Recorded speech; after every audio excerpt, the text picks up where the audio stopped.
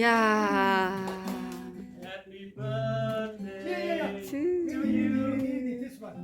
야야야야야야. Just recording. Okay. 오늘 잘 오셨습니다. 오늘 완전히 불멍에다가 이거 내 강다니엘님 완전히 오늘 생일 축하한다고 이거 뭐 베트남 애들이 뭐 난리입니다 완전히. 야. With Everything. 불멍 제대로. 불멍 제대로. okay. 1, 2, 3. Happy birthday to you. 아이 감사합니다. Happy birthday to you. Happy birthday, happy birthday, happy birthday, 강다니엘.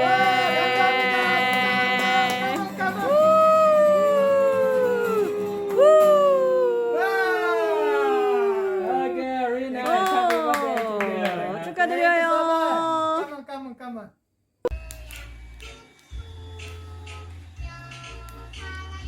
Okay.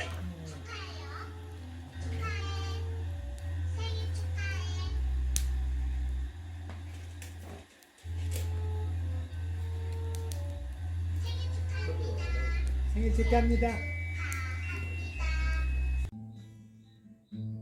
자, 베트남 달랏에서 지금 라이브 들으십니다. 라이브 한번 들어보십시오. 윈디라고 31살입니다. 윈디를 소개합니다. Tôi đã thấy trên ngọn núi cao có hai người, chỉ có hai người yêu nhau. Họ đã sống không mùa đông, không mùa nắng mưa, có một mùa, chỉ có một mùa yêu nhau. Ở nơi ấy đàn dê trắng nhơn nhớ quanh đồi, một mái tranh nghèo, một nhà sàn yên vui. Ở nơi ấy họ đang sống cuộc sống yên bình, ai nghèo cũng có cây đàn cha bi.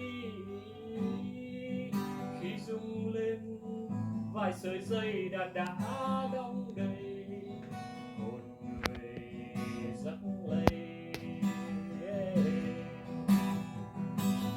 Ôi giấc lây những rừng cây ngọn núi mang tiếng ca cha đi. I never dare to reach for the moon. I never thought I know heaven so soon. I couldn't help to say how I feel, that you're in my heart, no words can reveal. Over and over, I whisper your name. Over and over, I kiss you again. I see the light of love in your eyes, loving forever, no more goodbyes. Now just memory, the tear that I cried. Now just memory, the sigh as I sigh. Dreams that I cherish all have come true. All my tomorrow I give to you. Over and over, I whisper your name. Over and over, I kiss you again. I see the light of love in your eyes, loving forever, no more nước vọng nghiêng đi cả cuộc đời về miền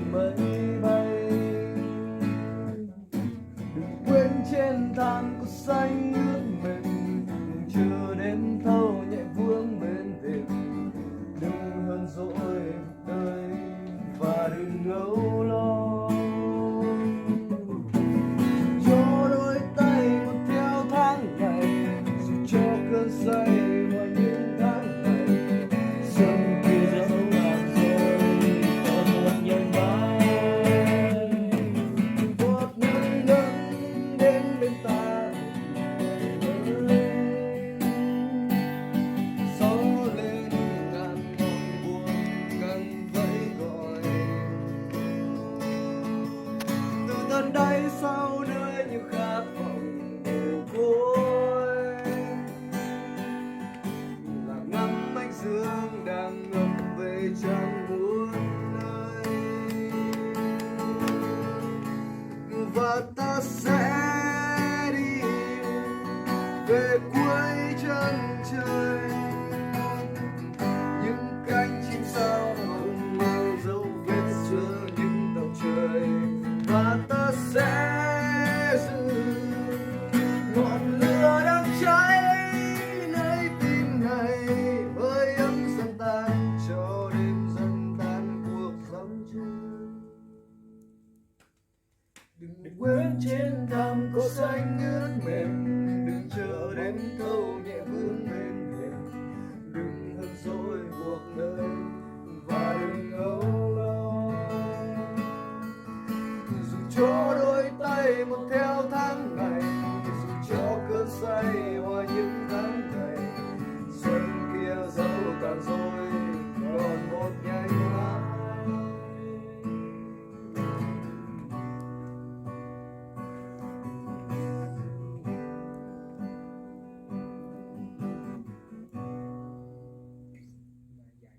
Come on. Beautiful, beautiful. 아, 진짜 행복한 밤입니다. 오늘 달랏에서 지금 진짜 아름다운 밤 보시고 계십니다. 아, 진짜 좋다, 진짜 좋아. 달랏에서 마리쌤이었습니다.